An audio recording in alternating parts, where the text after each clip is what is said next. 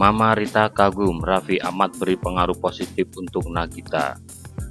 Mama Rita Amelia bangga Raffi Ahmad bisa berikan semangat positif untuk anaknya, Nagita Slavina.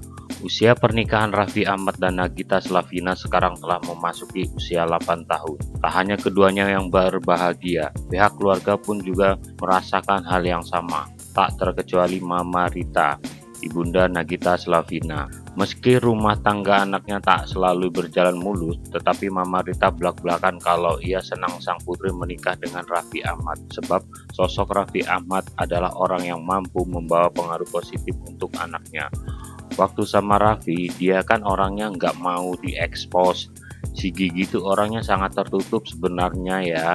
Syukur alhamdulillah Raffi Ahmad menggemblengnya bagus banget, kata Mama Rita dilansir YouTube Vena Melinda Channel Sabtu 29 Oktober 2022. Jadi akhirnya dia mau sambungnya.